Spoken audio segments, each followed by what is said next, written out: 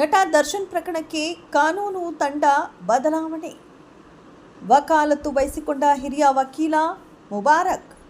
ಚಿತ್ರದುರ್ಗದ ರೇಣುಕಾಸ್ವಾಮಿ ಕೊಲೆ ಪ್ರಕರಣದಲ್ಲಿ ಪ್ರಮುಖ ಆರೋಪಿಯಾಗಿರುವ ನಟ ದರ್ಶನ್ ಅವರ ಕಾನೂನು ಹೋರಾಟದ ತಂಡದಲ್ಲಿ ಮಹತ್ವದ ಬದಲಾವಣೆಯಾಗಿದೆ. ಪ್ರಕರಣದ ಆರಂಭದಿಂದಲೂ ನಟ ದರ್ಶನ್ ಪರವಾಗಿ ವಾದ ಮಂಡಿಸುತ್ತಿದ್ದ ಪ್ರಮುಖ ವಕೀಲ ಸುನಿಲ್ ಕುಮಾರ್ ಅವರು ಈ ಪ್ರಕರಣದಿಂದ ಹಿಂದೆ ಸರಿದಿದ್ದಾರೆ. ಆದರೆ ನಿರ್ಗಮನದ ಬೆನ್ನಲ್ಲೇ ದರ್ಶನ್ ಪರವಾಗಿ ಕಾನೂನು ಹೋರಾಟವನ್ನು ಮುನ್ನಡೆಸಲು ರಾಜ್ಯದ ಪ್ರಸಿದ್ಧ ಹಿರಿಯ ವಕೀಲರಾದ ಅಹ್ಮದ್ ಪಾಷಾ ಹಾಗೂ ಚಿಂತಾಮಣಿ ನಗರಸಭೆಯ ಮಾಜಿ ಸದಸ್ಯ ಮೊಹಮ್ಮದ್ ರಫೀಕ್ ಅವರ ಸಹೋದರರಾದ ವಕೀಲ ಮುಬಾರಕ್ ಅವರು ಜಂಟಿಯಾಗಿ ವಕಾಲತ್ತು ವಹಿಸಿಕೊಂಡಿದ್ದಾರೆ. ತಾವು ದರ್ಶನ್ ಪರವಾಗಿ ವಕಾಲತ್ತು ವಹಿಸುತ್ತಿರುವ ಕುರಿತು ವಕೀಲ ಮುಬಾರಕ್ ಅವರು ಈಗಾಗಲೇ ನ್ಯಾಯಾಲಯಕ್ಕೆ ಅಧಿಕೃತವಾಗಿ ಮಾಹಿತಿ ನೀಡಿದ್ದಾರೆ. ಈ ಬೆಳವಣಿಗೆಯ ಕುರಿತು ಕೋರ್ಟ್ ಕೂಡ ನಟ ದರ್ಶನ್ ಅವರಿಗೆ ಮಾಹಿತಿ ನೀಡಿದ್ದು, ಇದಕ್ಕೆ ದರ್ಶನ್ ಅವರು ತಮ್ಮ ಒಪ್ಪಿಗೆಯನ್ನು ಸೂಚಿಸಿದ್ದಾರೆ.